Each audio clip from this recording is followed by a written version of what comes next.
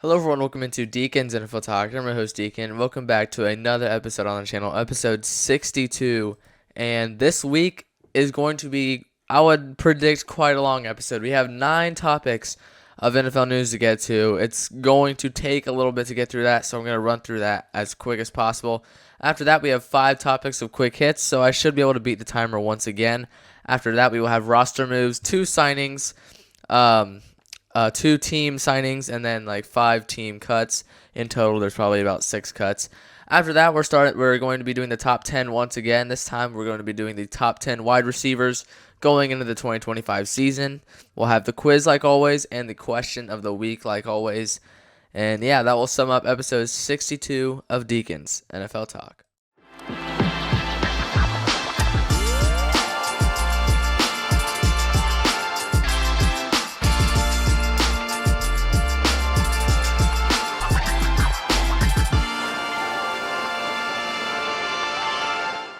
Alright everyone, we're going to jump right into this as always. So, like we always do, we're starting off with the main topic, and it happened about Thursday or so. It happened just a couple of days ago, but T.J. Watt and the Steelers agreed to a 3-year, $123 million extension. This is something that I kind of had a feeling this was going to get done. I can see why a bunch of people said no to this, that this won't get done. But I really didn't have a worry that T.J. Watt was going to leave Pittsburgh. I really did not worry one bit. There was not 1 ounce in me that said T.J. Watt is going to leave the Steelers. And obviously now T.J. is going to remain in Pittsburgh for another 3 years up until 2028. So he definitely is locked up for years to come. I mean, the deal makes him the highest paid non-quarterback in NFL history. I'll start with that. His average annual value, which is like money per year, is at $41 million. So that puts him ahead of Jamar Chase, who's making $40.25 million, and Myles Garrett, who's making $40 million per year. This is among non-quarterbacks. And yeah, like I said, I really did not have a worry whatsoever that this wasn't going to get done. I mean, he's too good of a player for a team like the Steelers to let up. I mean, he's played in Pittsburgh his whole career. I think, if anything, if he ever leaves Pittsburgh, it'll be after this contract and maybe like a 1-year deal with another team. But I just really can't see this guy leaving Pittsburgh. I mean, he's one of those guys that he plays like a Steeler, he acts like a Steeler, like he's everything the Steelers want, and that's exactly why I had no doubt that this was going to be something that was going to get done. And he won Defensive Player of the Year in 2021. He's tied Michael Strahan's single-season sack record at 22.5 sacks, which is absolutely mind-blowing. He also became the fastest player to accomplish 100 career sacks. So there's no question about who this guy is. He's exactly what the Steelers need. And without T.J. Watt, I don't think their defense would be as good as what it will be this season. Their secondary also isn't bad either. But T.J. Watt is what makes this Steelers defense the Steelers defense. I love watching him play. I hate going against him when the Bengals have to. He's like your worst nightmare if you're going against him. But, I mean, yeah, I'm not really that surprised that this is done. I've said that a lot. But it was a few months ago where I was talking about if I had to predict which guys will sign out of Trey Hendrickson, Terry McLaurin, and T.J. Watt. I said T.J. Watt would sign, I said McLaurin would sign, and I said Hendrickson is probably about 50-50. So, yeah, T.J. Watt, his deal got done. He's going to be the highest paid non-quarterback in NFL history, which is absolutely mind-blowing. $41 million per year is insane. Insane, and I can't believe it. But, yeah, Watt is going to be going to stay in Pittsburgh up until 2028, until they have to get a new deal done at that point. Maybe then they'll have him traded. We'll see. But I think he'll definitely be in black and gold for a while. I mean, he's 0-5 when it comes to the postseason, and Pittsburgh is trying to snap a long losing streak.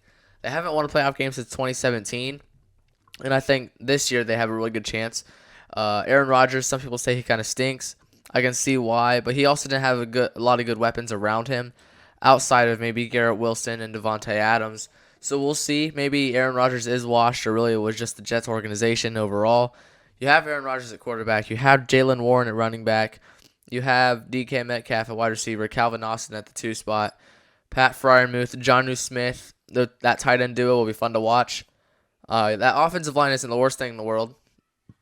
Then you have that defense. That defensive line that starts with T.J. Watt. And then you have linebacker Alex Highsmith. I guess T.J. Watt could technically be a linebacker. But after that, you have the secondary, and that's like Jalen Ramsey, Joey Porter Jr. I mean, the list goes on and on. That defense is – I don't know if there's been one year where that defense sucked. The Steelers' defense will pretty much always be good forever, it feels like. They're one of the teams that always has a good defense, whether you like it or not. But the Steelers, don't be surprised if they win at least one playoff game, if they even get in at all, which I think they have a really good shot at doing that. We're going to go on to the second topic. Like I said, we're not going to be talking about a whole bunch for NFL news because we still have 8 topics left to go. Anyway, All-Pro defensive tackle Ndamukong Suh retires after 13 seasons in the NFL. Oh, man. A lot of people don't know this guy. Ndamukong Suh, he was fun to watch. I mean, he played whenever I was, like, a young NFL fan. I still am young, but, like, when I was, like, a lot younger than I am now. But Suh made the decision to retire 3 years after his last snap, which is pretty crazy to think about. He's been in free agency all along, and I didn't even know he was in free agency. I kind of forgot about him until he retired. But Suh earned All-Pro selections 5 times, won the 2000 Defensive Rookie of the Year award, and won Super Bowl LV in 2020. That Buccaneers team was insane. They had Tom Brady, Rob Gronkowski, Mike Evans. I mean, Ndamukong Suh obviously was a part of that. They had so much weapons on that team, and I'm telling you, it was fun to watch. I loved watching that team make that run. I mean, Suh played for the Lions, Dolphins, Rams, Buccaneers, and Eagles. In 13 seasons, he recorded 600 tackles, 71.5 sacks, 5 forced fumbles, 1 interception, and 38 pass deflections.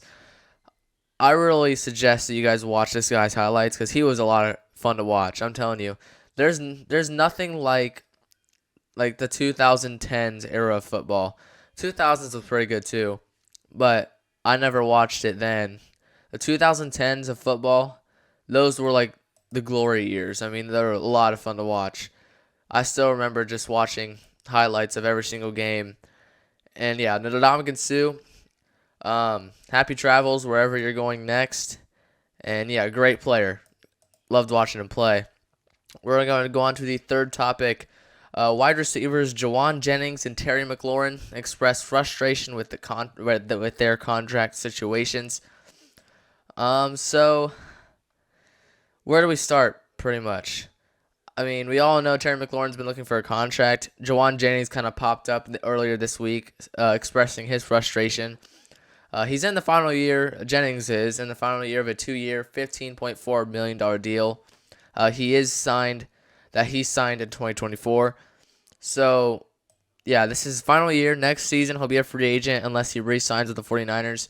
But there's a twist here. If Jennings does not sign this offseason, he says he is open to being traded if a deal is not reached. So that could potentially mean if there's no deal reached before training camp, we could see Jennings skipping that.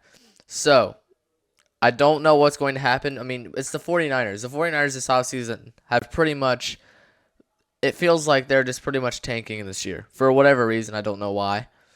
But you lost so many people on defense. All you have really on offense is Brock Purdy, Christian McCaffrey, George Kittle, and somewhat Kyle Juszczyk and Trent Williams, obviously. On the defensive side, I guess Jauan Jennings, Brandon Ayuk.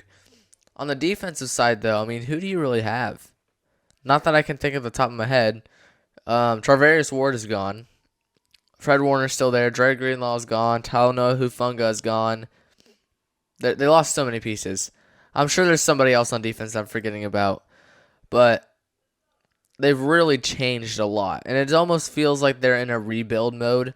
And I believe the 49ers said that they're not. And it kind of feels like that.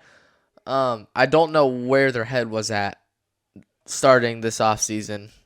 But now with Jennings expressing frustration with his contract situation, The 49ers are not really in a good spot. People do say that they are going to make the playoffs. I think it's 50-50 at this point.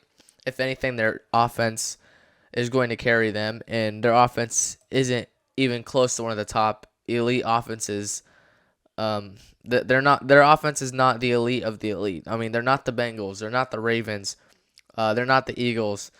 I mean, just these big name players that some teams have on offense. The 49ers don't really have that. Brock Purdy, he's a big name, but he's not a top 10 quarterback. Brandon Ayuk is not a top 10, maybe not even top 15 receiver. Christian McCaffrey, debatably a top 5 running back. Some people have him inside the top 5. Some won't, just with the Achilles tendonitis he suffered from last year. It could go either way for him. Trent Williams, obviously we all know him. He's probably the best tackle in the game. But, I mean, we'll see how it ends up going for the 49ers. As for McLaurin, he has another year on his deal, and no progress has been made on a new one. And McLaurin says he's been frustrated since Washington hasn't talked to him or his camp in over a month, and he could miss training camp if things don't change. So we will see. I believe training camp for some teams started Thursday. I don't know when every team starts training camp. I'm not sure if maybe all the teams have already started. I don't really know. I'm just ready for football season. I'm ready for September. That's all I'm ready for. I don't really care about the offseason, to be honest. The price tag for McLaurin will be expensive since Garrett Wilson signed a huge deal earlier this week, which we will get to right after this topic. But yeah, I mean, waiting is not really the way to go in the NFL. Take it from me as a Bengals fan. If we paid Jamar Chase last offseason, we wouldn't have to pay him $40 million a year. We would maybe paying him $35 million, which is what Justin Jefferson is at right now. If we paid T. Higgins maybe last year, it'd also be a lot cheaper. He'd maybe be making a lot less, maybe $30 million a year. He's making I don't know what, but he would have been cheaper basically. And then T.J. Watt, like we just talked about, he signed an extension. Trey Hendrickson's price is only going to go up. So now with that Garrett Wilson signing, the Commanders are going to have to pay him even more than, what was it, $32.5 million in average annual value? Because I think Terry McLaurin he's probably saying to himself, I think I'm better than this kid. I deserve to get more than $32.5 million. So a contract for McLaurin and Jennings, what would that look like? I would say for McLaurin, anywhere, he's going to get more than $33 million. I think he'd get anywhere from $35 million and beyond, just because he's not like a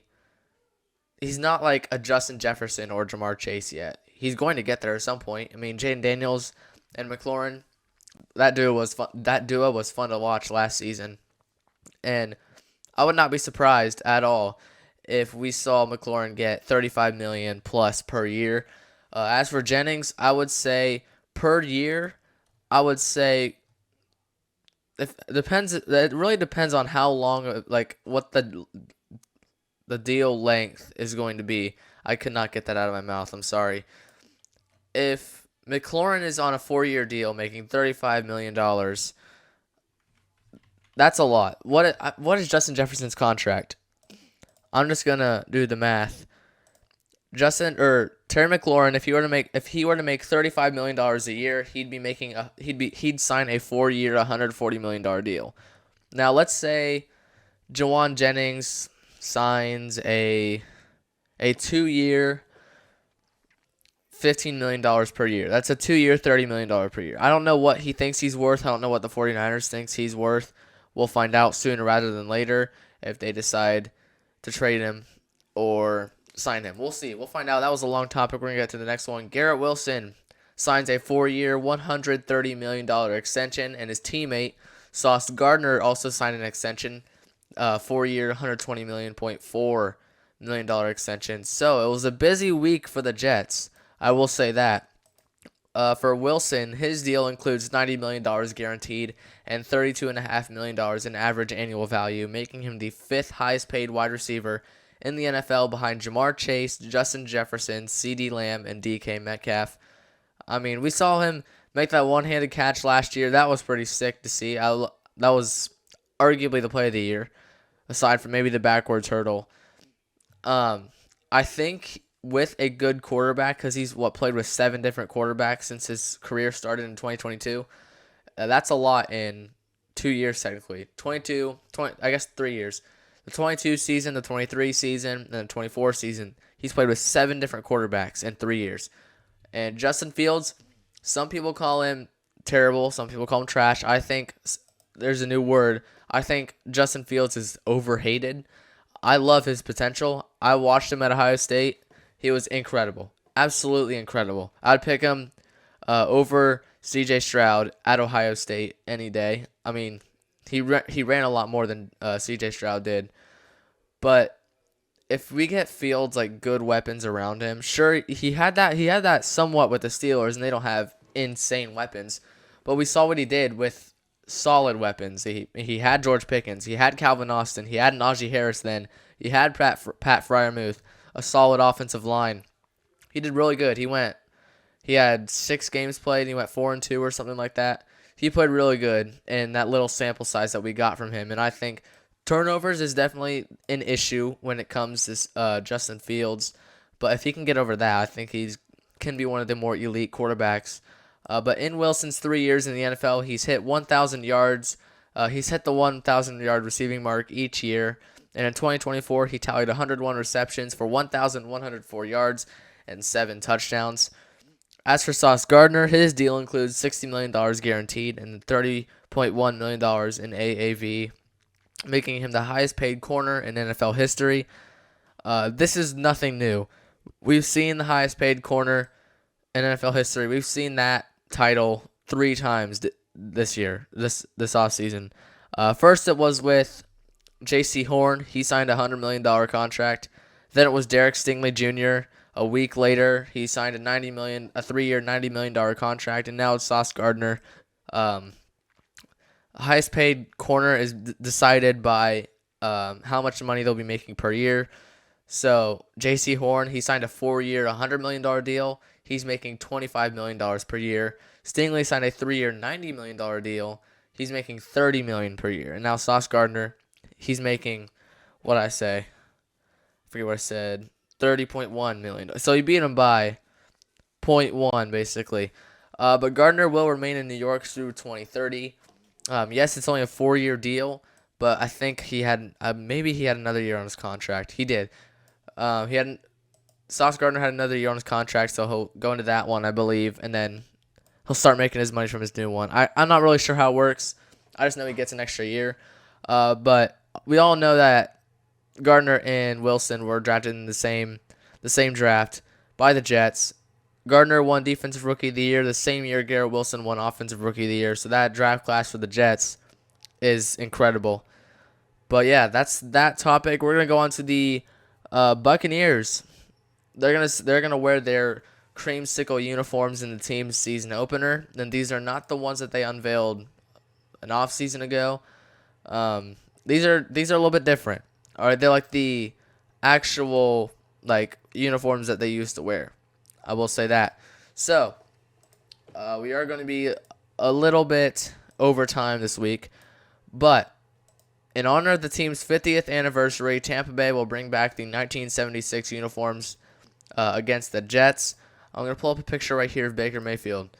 These look sick. I'm not going to lie. I mean, the all white, their old ones, they had like a creamsicle or like a cream coral, whatever you want to call it, jersey. These are like all white.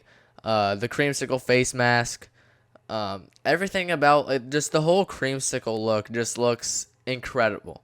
I mean, I just like it a lot. I do not know why, but there's just something about these uniforms. Here's one of Mike Evans. I mean, just how they look there's not really much, it's a pretty basic uniform, but just the color scheme of it looks really nice. That's what I like about it. Yeah, I don't really have anything else to say about that. Fun fact, the Buccaneers have had more success in their current uniforms or their non-creamsicle ones, like you see in the background of this picture of Chris Godwin, like their old ones before or after they wore the creamsicle ones. But yeah, these just look super sick. Like, I don't know, and like the 50th anniversary patch on the jersey, I don't know. There's just something about them. Like, everyone kind of agrees, I feel like there's the color scheme of it. I mean, as you can tell, the uniforms are basic. Like, There's nothing too special about them. I mean, there's no crazy design, but just the look of it, just kind of, I don't know. Maybe because it's different. I feel like those are a little bit different than the uniforms that teams are wearing now. I don't know. There's just something about it that makes it look really cool. We're going to go on to the next one. The Chiefs make Trey Smith the highest paid guard with a 4-year, $94 million extension. Smith's new deal includes $70 million guaranteed and will make $23.5 million per year, which is the most among all guards. He signed the deal just hours before the 4 p.m. deadline on Tuesday, where players that were franchise tagged had until July 15th at 4 p.m. to sign an extension. If they did not, they would have been on the franchise tag for the rest of the year and would have to sign an extension or maybe be tagged again next offseason. I don't know how that works. Smith does pass Landon Dickerson, Chris Lindstrom, Quentin Nelson, and Robert Hunt in average annual value, also known as the money they'll be making per year.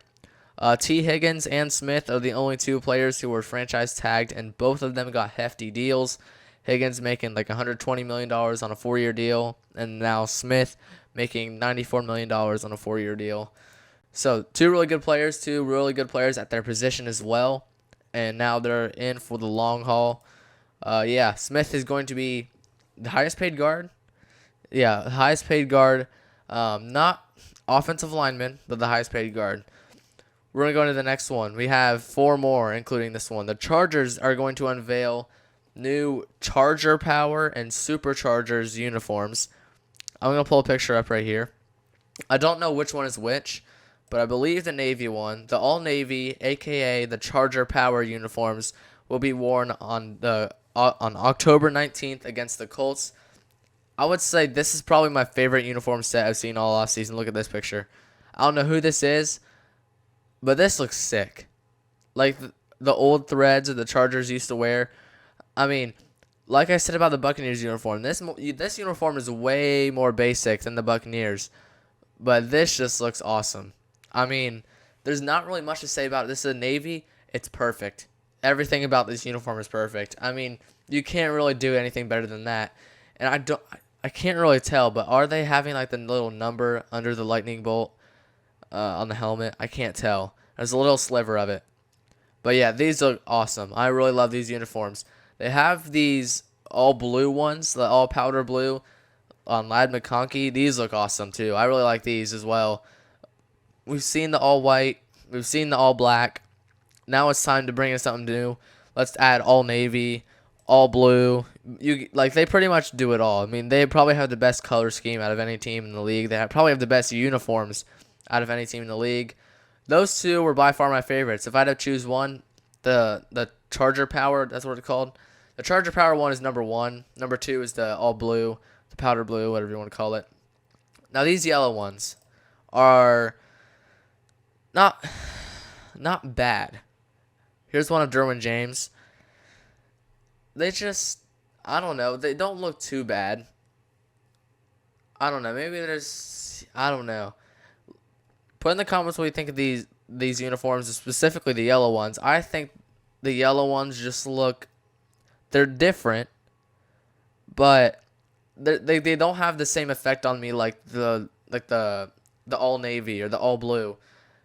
I mean, they aren't the worst uniforms. Believe me, the Giants what was the Giants that they did last year? Like they had the tan pants, this helmet that looked like Michigan's helmet. It was all out of whack. I mean, it was absolutely insane, and I hated those. These are better than the previous, those ones I just talked about. Giants uniforms, not the Chargers other ones.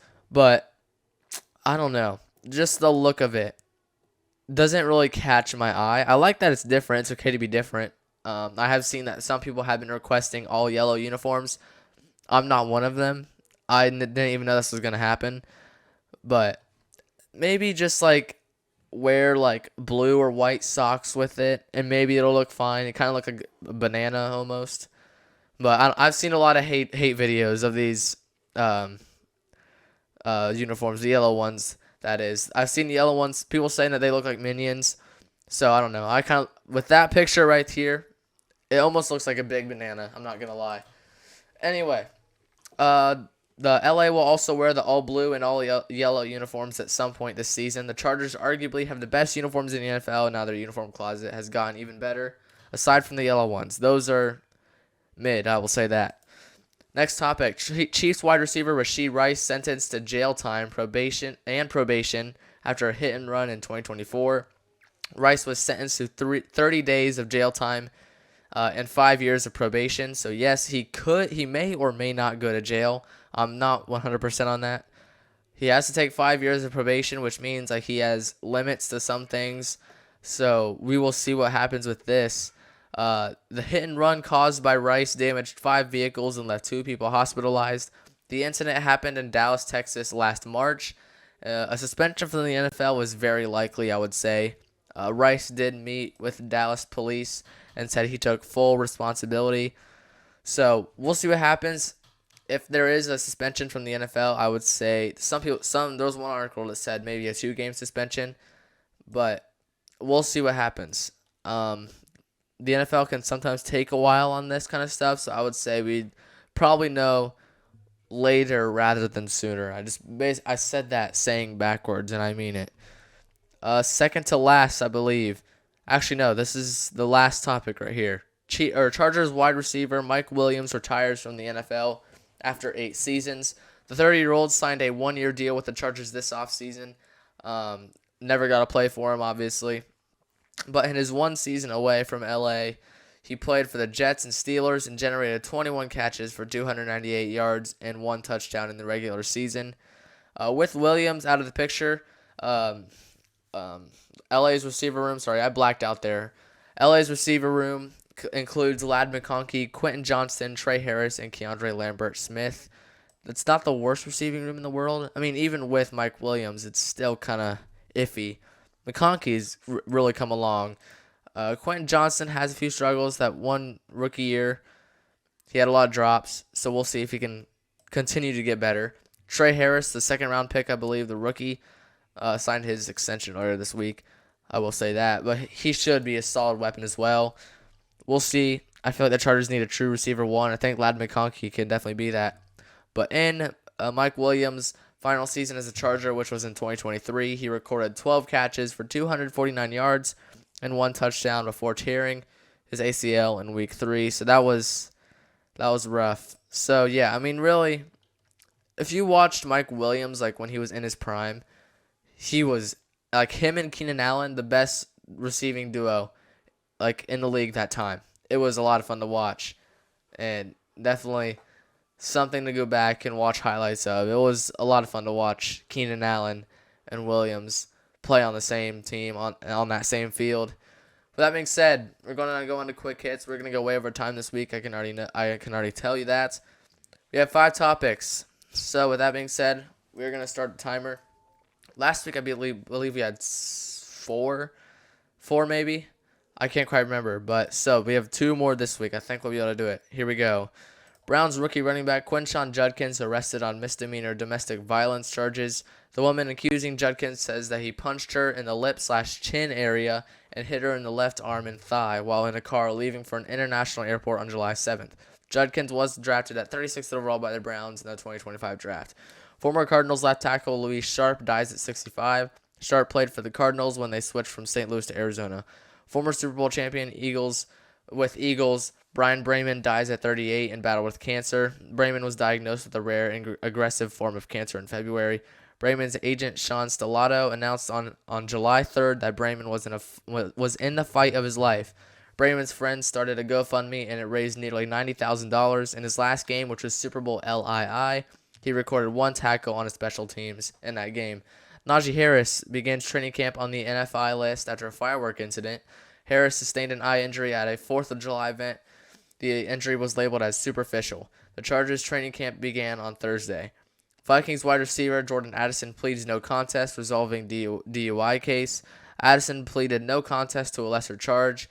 Last July, Addison's vehicle was spotted blocking a lane, and Addison was found sleeping in his vehicle and was arrested.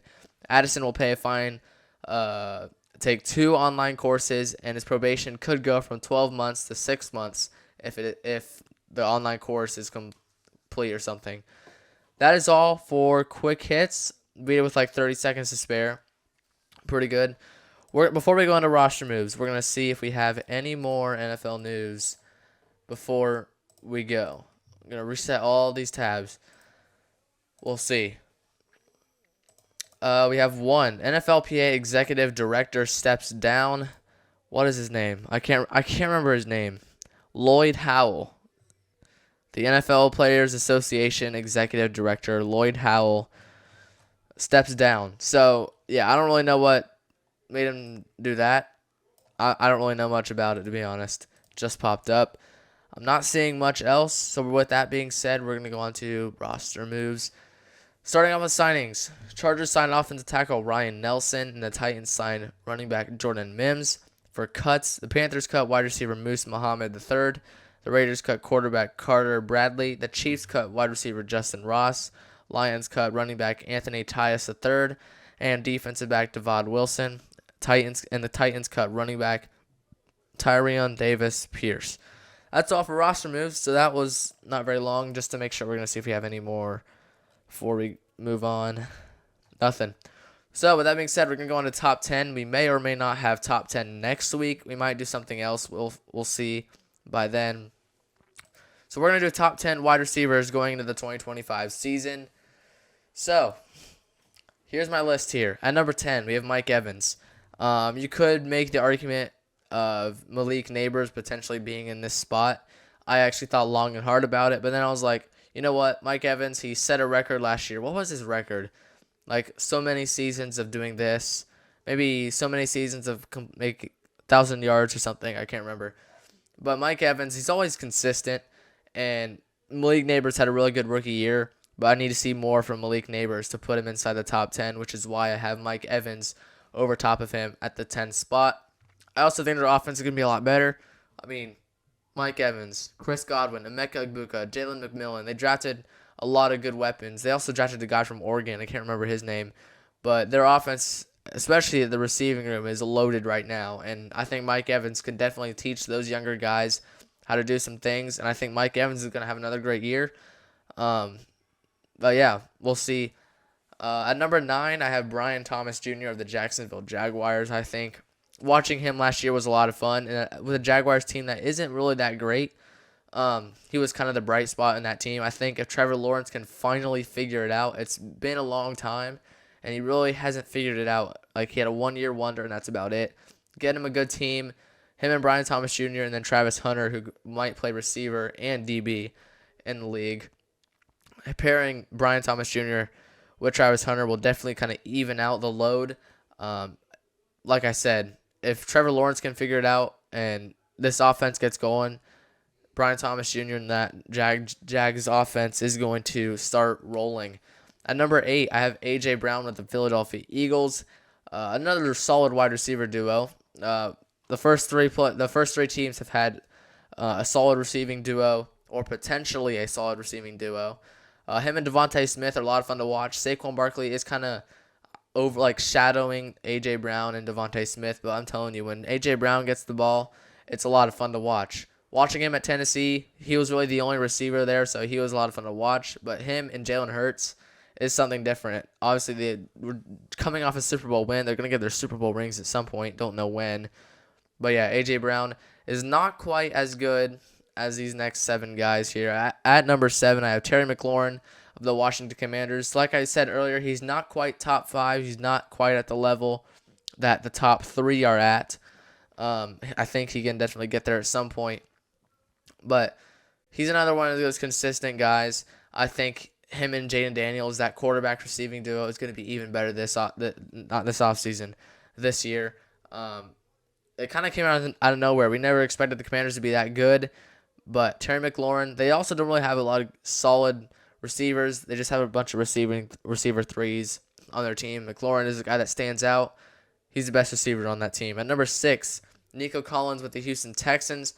I think this guy's one of the more underrated guys. Yes, last year he did get hurt for a few games. So when you get hurt, you kind of get overlooked, and people kind of forget about you. So I think Nico Collins is going to have another great year. Tank Dell, I guess he's out for the entirety of 2025 season, so that sucks. So that brings in Nico Collins. He's going to get a lot of the load. I think he'll do just fine with him, Dalton Schultz, whoever the other guy is. I can't quite remember his name. At number 5, this is the top 5 now. Amon-Ra St. Brown with the Detroit Lions. Another great receiving duo. St. Brown and J-Mo. I mean, that duo is incredible. The Lions' offense really last year was incredible, and Amon-Ra St. Brown was a big part of that. And I love watching him play. I mean, there's a reason he's inside this top 5, and he's just a lot of fun to watch. Number 4, we have Puka Nacua with the Rams. Him and Devontae Adams, another receiving duo that is probably going to be really good. Actually, the next 3 guys actually have really good receiver twos. Puka Nacua, obviously he set many records in his rookie year. He really came out of nowhere. Nobody knew who this kid was, and he just came out his rookie year and did incredible with Cooper Kupp. Now with Cooper Kupp gone, he's going to have Devontae Adams to pair up with. So I think it's going to be really interesting to watch. I think they're going to even out the load a little bit. He's going to learn a lot from Devontae, so I think that'll work to Nakua's advantage, and he's going to be a lot of fun to watch. I almost had him over this number 3 guy, but I was like, nah. Number 3 is going to go off this year. CeeDee Lamb with Dallas Cowboys. Him and George Pickens, another great receiving duo, I think is going to work out just fine. Dak Prescott, another one of those guys that is kind of overhated. When he gets going, when he's not hurt, he's one of the best quarterbacks in the league. And I think the Cowboys are going to be really solid this year, especially with the defense that is developing. And I think this offense can get clicking with Prescott. Whoever in the world their running back is going to be, CeeDee Lamb, George Pickens, Jake Ferguson. The offensive line isn't too bad as well. But yeah, CeeDee Lamb at the number 3 spot, really, really good. A lot of fun to watch. At number 2, after I say this guy's name, you're going to know who number 1 is. Justin Jefferson, number 2. I've been saying this all year that Justin Jefferson is my number 2, but to be on the positive side, obviously he's been number 1 on the throne every single year for a good reason. I mean, one of the best receivers to ever come out of LSU. He's incredible to watch. I mean, he's really smooth. I love watching him play. Even with Sam Darnold, who I didn't think was going to be very good, he did outstanding. And now we'll see him and J.J. McCarthy. Can they start clicking like him and Sam Darnold did? I think they'll be just fine. I mean, a guy like Jefferson will make McCarthy's job a lot easier. Him and Jordan Addison, another great wide receiver duo. They're gonna be incredible like they are every single year. At number 1, I've said this all year, Jamar Chase. Some people say Justin Jefferson. That makes sense. Actually, more people probably say Justin Jefferson than Jamar Chase at number 1. But my reason for Jamar Chase, he triple crowned last year.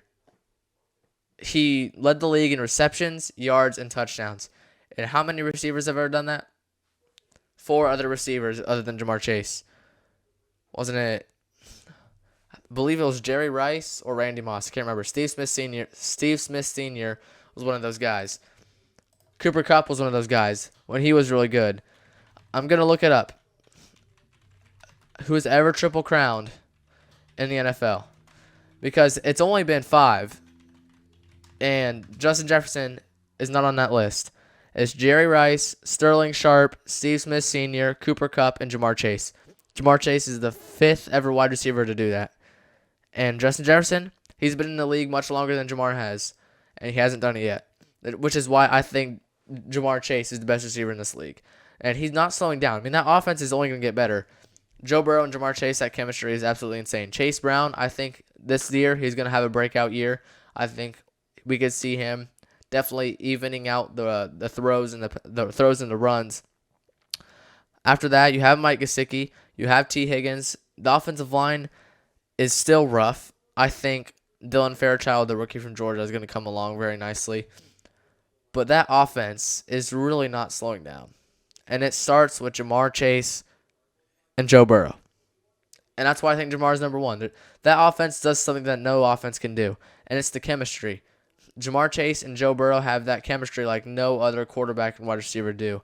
And that's why I think Jamar is the best receiver in this league. Not just because of the chemistry, but because he also triple crowned. And I think that's why that Jamar Chase is the best receiver in the league. Some people say Justin Jefferson. I get that. I'm not hating on Justin Jefferson. I think he's a great receiver, a fantastic receiver, one of the best to ever do it. I mean, Like Randy Moss is talking about how he could potentially be one of the best Vikings receivers ever. I feel like that's a bit much, but he's that good. So is Jamar. I think Jamar is better than Justin currently. With that being said, we're going to go on to the quiz and the question of the week. We're going way over time this week. The quiz. Not a lot of people voted on it because it is kind of a newer one. I did it a little bit later. But how many Heisman Trophy winners have gone on to be the MVP of the Super Bowl? 4, 5, 6, or 3. I guess 4, 5, 3, or 6. And I pretty much dominated. 6, 0%, 4, 0%, 3, 17%, and 5, 83%. I mean, it was pretty easy. Nobody guessed 4. Nobody guessed 4. Only 6 people answered this, which it's fine. But yeah, pretty simple. 5 was closest to 4, so it makes sense why you guys would say 5. But yeah, Roger Staubach, Jim Plunkett, Marcus Allen, and Desmond Ridder were the only 4 players who have won the Heisman and Super Bowl MVP. So that's the quiz. Now let's go to the question of the week. This one was close at the end, but it really wasn't that far. Or it wasn't really that close overall. Is Joe Burrow a top 2 quarterback? I saw this one article that sent me a link to this one, ESPN something, I forget. If Joe Burrow was a top 2 quarterback, and T.J. Houshmandzadeh, is that how I say his name? I don't really remember. He was saying how Joe Burrow is a top 2 quarterback. And I was listening to him, and it was like, Lamar Jackson and Josh Allen, yeah, they beat Mahomes in the regular season. Almost Josh Allen specifically, but they can get Mahomes' number in the regular season. But in the postseason, it's a different story. Josh has never beat Mahomes in the playoffs. Lamar, he's never beat Mahomes in the playoffs either. Joe, he's beaten him once in the playoffs, but that's better than nothing. Did you know that Joe Burrow, Jalen Hurts, and even Tom Brady, the GOAT of all quarterbacks, the GOAT of the sport, are the only those 3 quarterbacks, Joe Burrow, Jalen Hurts, and Tom Brady, are the only 3 quarterbacks who have ever beat Mahomes in the playoffs. I don't hear a Josh Allen or Lamar Jackson in there. I don't. The fact that Joe Burrow and Jalen Hurts are the 2 other guys that are in that list with Tom Brady says a lot.